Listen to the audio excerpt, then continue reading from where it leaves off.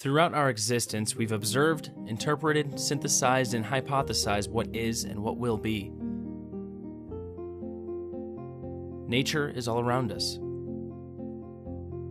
It's great and small, visible and invisible, magnificent and dire, mysterious and revealing. It's uncontrollable, but its understanding can be pieced together through time like a complicated puzzle. Each step we take toward understanding its complex structure and how we fit within that structure will undoubtedly bring us closer to its heart. As this idea grows today and into the future, the state of the environment will once again be the foundation of our existence. But it's every part of our existence today. Why wait 2 or 3 generations into the future to come to this conclusion? The discoveries that humans made before us were written into multitudes of volumes for the purpose of enlightening future generations. From this understanding, we process new information that continues to build on the foundation of knowledge of the last 10,000 years.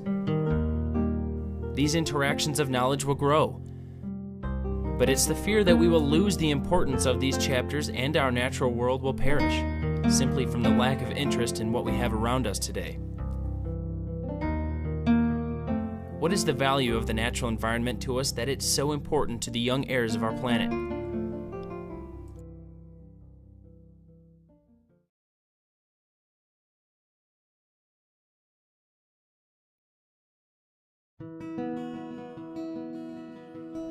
Understanding our place in the natural world requires a philosophical approach because we've forgotten its importance in our individualistic lives. Is this too direct? Maybe. Maybe not enough. The statement, "we have forgotten its importance," is a resounding echo by scientists and environmentalists today. We've heard many times that there is a lack of environmental awareness, an awareness that protects the natural environment for future generations. Many voices, but little action. Why is environmental awareness so important to the coexistence of humanity and nature? Where do we fit in the grand scheme? Well, first of all, they have to be aware. Every human has to be aware of his or her effect on the planet. Awareness is number one. Education. You've got to know when you're brushing your teeth, and the water is running and running and running, and maybe a couple of gallons run through. You've got to be aware of the fact that it's a limited resource.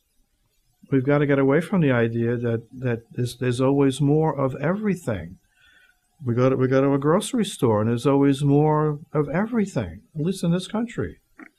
But that's not always the case. At some point, we're going to run out. We have a beautiful blue-green globe here called planet Earth. It's got limitations on its resources. We can't just keep pummeling and pulling out the resources that we utilize without realizing they're limited. And so awareness is number one. We've got to know that it's limited. We need more science education. It's getting to the point now where things that should have been learned at a grade school level is getting shuffled off to the college level, and things that should be learned at a college level are getting shuffled off to the postgraduate. And society as a whole tends to downplay science. There's a problem in that there's people who offer scientific evidence for things, and yet it may be a little pseudoscience, or it may be a little slanted. And so communities tend to get a little jaded when they hear the scientists say, because they've heard some of the sort of peripheral scientists talking about some things, and they know it's not necessarily true. But they discount then all science, all scientific thought, all scientific inquiry, because they're basing their impressions off of these small subset of people who may not be the experts in the field. We are but a moment in the scheme of the natural world. But what is considered the extent of the natural world? Is the answer based on borders or divisions of land and sea? Can it be found on the planet or written in the heavens? Or is it something bigger? The origin of nature is not the moment when the first signs of life began in the seas after the earth cooled. It isn't the moment when the planet was created, or the creation of the sun or galaxy. Nature was created 13.9 billion years ago, at the origin of the universe. Billions of years later, the objects we see, touch, taste, feel, and hear originated from that moment.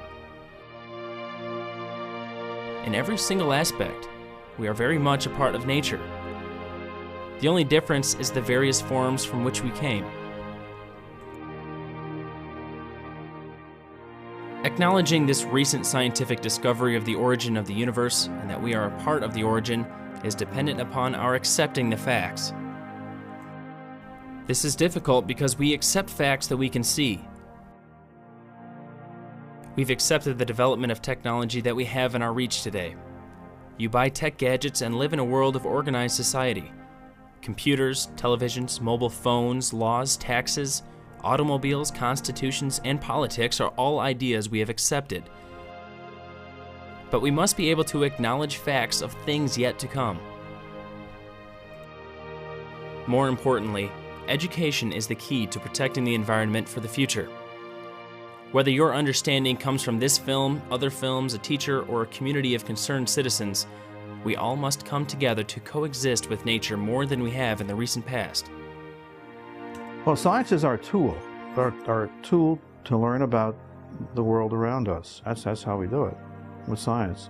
Science is objective, science is deductive, science is unbiased. So it's our tool to learn about this wonderful world of ours. Why is this important to me? You know, and answering, I always try to use the example of general education. We have here at the university a series of courses in different disciplines and subjects because the university feels, and universities across the country feel, that every student needs to have a general knowledge level in several areas.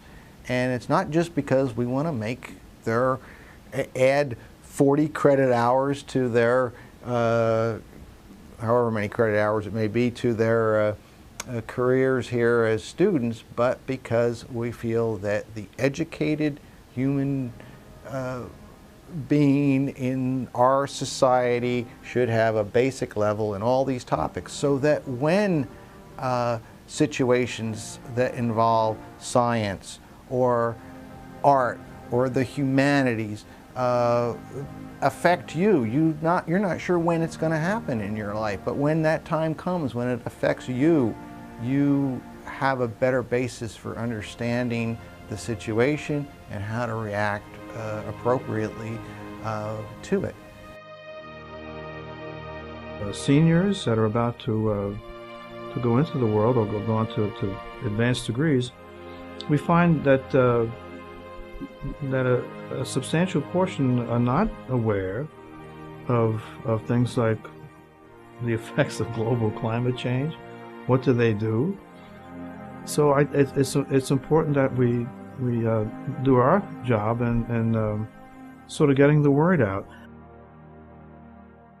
It may not always be obvious at the moment why an understanding of earth science or weather and climate or any of the other general ed courses offered on a university is important to an individual, but sometime in their life they will experience that will come back, and they'll hopefully remember those courses and say, yeah, I know a little bit about that, but it will help them to make a better decision in the future. I think it's if one tunes in, one reads the newspaper and looks at the news and watches and listens, it's becoming pretty much aware.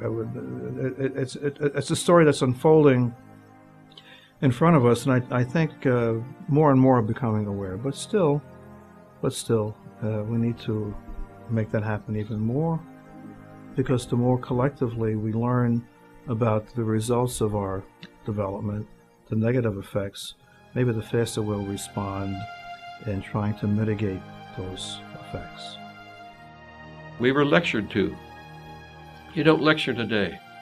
Today you get people involved, and you get people deeply involved. If I were doing it in Terre Haute, Indiana, but I would have them working at the soup kitchens. I would have them out there. You have to explain. I would show them the debris that we have in our alleys. I would show them the scum on the Wabash River. I'd take them to the White River and I'd show them the fish kills. But I'd show them also, I'd take them to the nurses. I'd take them to something in town. In Terre Haute they have an event called the Sycamore Social, where the less fortunate, the handicapped, the individuals whose physical body either did not develop as one would hope or expect as a parent, or were impacted by the environment.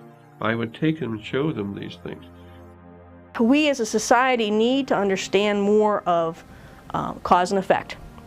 That's bottom line. It's not even just being scientists. It's just, if you do something, what's the ramifications of it? And science helps you learn how that occurs, okay? And so a lot of the problems that people have, for example, out in California, a lot of places that did mining for many years, hard rock mining. So you've got caverns and adits and stuff that still exist. And folks for a long while said, oh, well, look, we got a big hole in the ground, we're finished with it, let's throw our trash down there. And that's what they would use as their landfills. Made good sense at the time, didn't understand the cause and effects. Now they've got, leakage coming from there, leachate, bad stuff that's full of nasty chemicals and byproducts from throwing this stuff down there. It's breaking down and it's getting pushed through all kinds of systems and contaminating their water because it wasn't properly done. They were just sticking trash in a hole.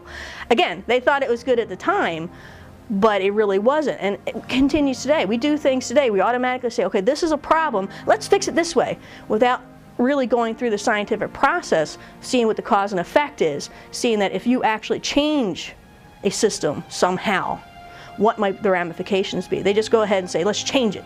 Done. And so if we incorporated more scientific thought, more cause and effect, more research into our everyday lives, and I'm talking about just, people on the street too, you could understand your world a little better and maybe even prevent some things from getting out of hand, such as the problems with the mines back in California. I know this is a very grim picture I'm painting, but we have to be aware. That's the beauty of science, advancement in science. Science tells us that these are things that are coming ahead, and why is it so hard for us to listen to it and be prepared? Sometimes we don't, mostly because of vested interests. Some people are making money on the basis of status quo. They don't want to change it. It's only natural for them not to do that, but we have to be conscientious as consumers to pay attention to these things. Nature. It's the foundation of our existence and the bedrock on which prosperity is secured. It is our obligation, our responsibility to acknowledge the harmful influence we have on it. What we do to nature, we do to ourselves. We must change our thinking that nature must adapt to our existence. Once we remove the blinders, we will see a new view of the world, a world of growth, a world that is equally balanced, the harmony between nature and humanity. The foreseen struggle will undoubtedly be upon us if we continue to keep our eyes shut, and our voices silent, and our minds closed. We are nature. It runs through our veins. We breathe it, partake it. It gives us life, a precious life worth more than anything in our material world. It is you.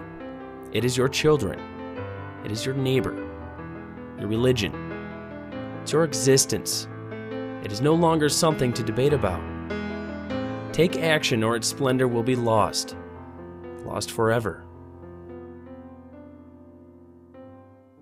Every second, every minute of the day, and every year we live, we move forward into the future.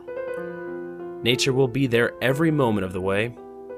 All it takes is the wrong choice to destroy ourselves. Common sense is all that is needed to protect the future for our children. To each of us, there is something important about nature. Whether it's the rhythmic ripple of water, the morning song of birds, the radiant color of a flower's petal, the graceful flap of a bird's wings soaring across the landscape, the tranquility of a sunrise in a lush meadow, the cooling mist of a waterfall, the emotional chill you feel as an elk looks into your eyes saying, "I am here." Once you touch, feel, and grasp nature, your life will experience a moment that will complete the circle, the full circle. There's no place on the planet, on the surface, in the oceans, in the atmosphere, that you can go that you won't find the human footprint. No place. Absolutely, we're affecting it all, in ever-increasing ways. We have to be better managers of this planet. We have the intelligence to do it. If we don't do it, it'll come back to haunt us and our children and our grandchildren will be haunted by what we don't do today to make it sustainable. If we could incorporate some more scientific thought, just a little bit of, cause and effect into our everyday lives, we probably would improve ourselves a whole lot. The net effect is, as people start living with this change in our lifestyles, we're going to get upset. We're going to have winners and losers. What happens when you have winners and losers is you get instability. And what happens in the world when you have instability on a mass scale is you get war. And people are not planning for that yet. But maybe we should start thinking about the mass implication of that on a global scale.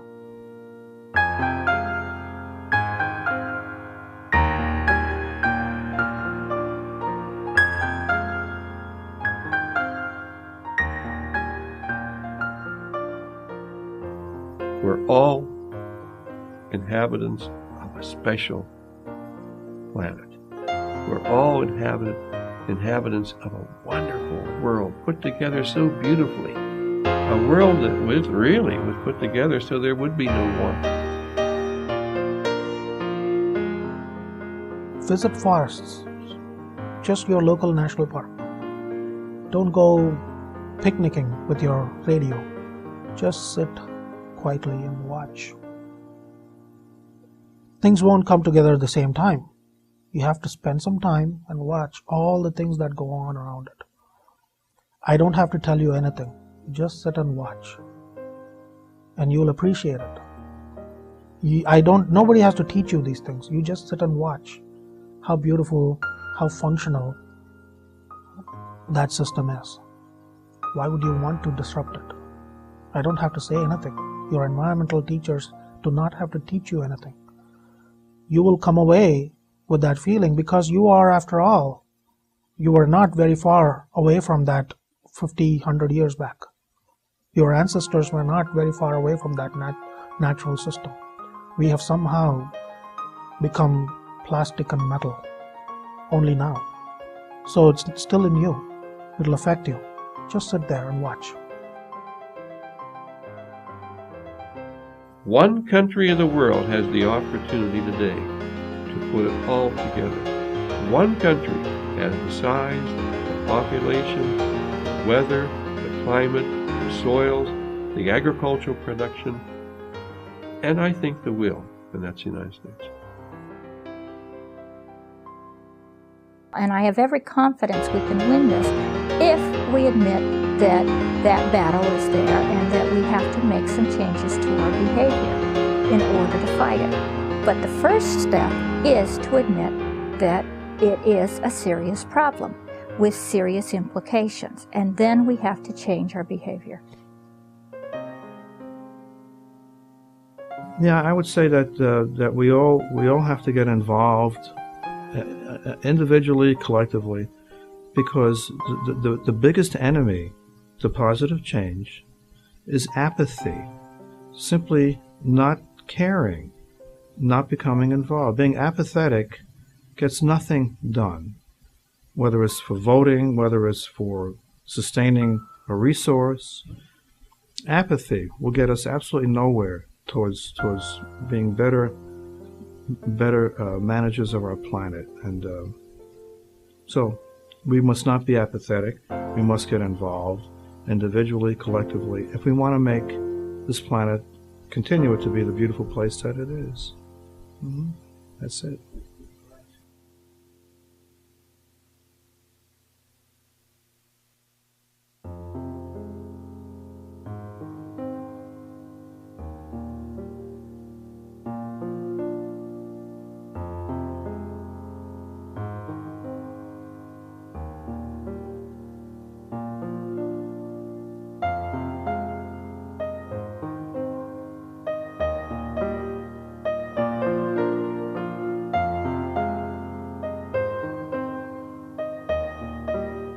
To learn more about this program or purchase a DVD copy, visit us at tcpfilms.com.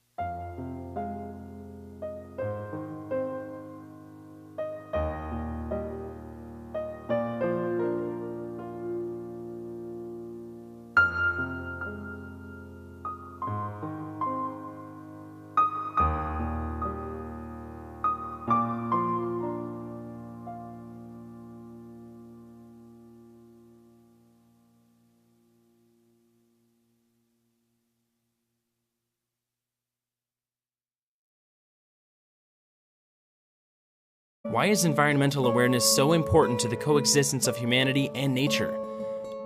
Where do we fit in the grand scheme? Well, first of all, they have to be aware. Every human has to be aware of his or her effect on the planet. Awareness is number one. Education. You've got to know when you're brushing your teeth, and the water is running and running and running, and maybe a couple of gallons run through. You've got to be aware of the fact that it's a limited resource. We've got to get away from the idea that there's always more of everything. We go to a grocery store and there's always more of everything, at least in this country. But that's not always the case. At some point, we're going to run out.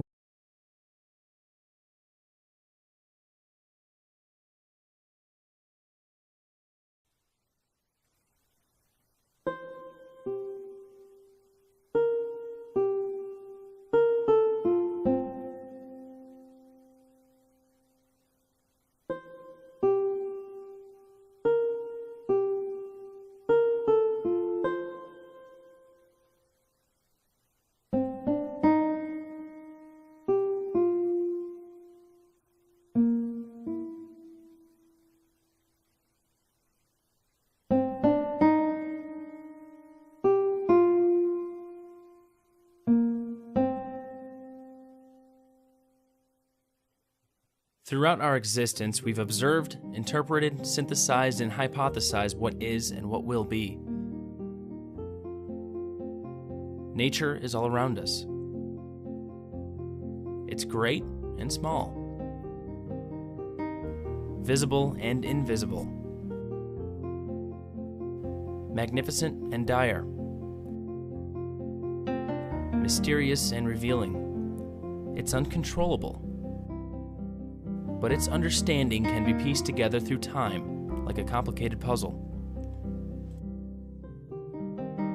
Each step we take toward understanding its complex structure and how we fit within that structure will undoubtedly bring us closer to its heart.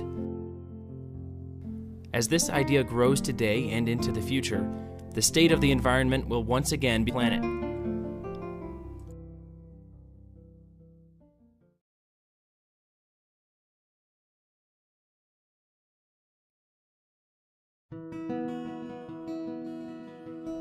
Understanding our place in the natural world requires a philosophical approach because we've forgotten its importance in our individualistic lives. Is this too direct? Maybe. Maybe not enough. The statement, "we have forgotten its importance," is a resounding echo by scientists and environmentalists today. We've heard many times that there is a lack of environmental awareness. An awareness that protects the natural environment for future generations. Many voices, but little action. Be the foundation of our existence. But it's every part of our existence today. Why wait 2 or 3 generations into the future to come to this conclusion? The discoveries that humans made before us were written into multitudes of volumes for the purpose of enlightening future generations. From this understanding, we process new information that continues to build on the foundation of knowledge of the last 10,000 years. These interactions of knowledge will grow, but it's the fear that we will lose the importance of these chapters and our natural world will perish, simply from the lack of interest in what we have around us today. What is the value of the natural environment to us that it's so important to the young heirs of our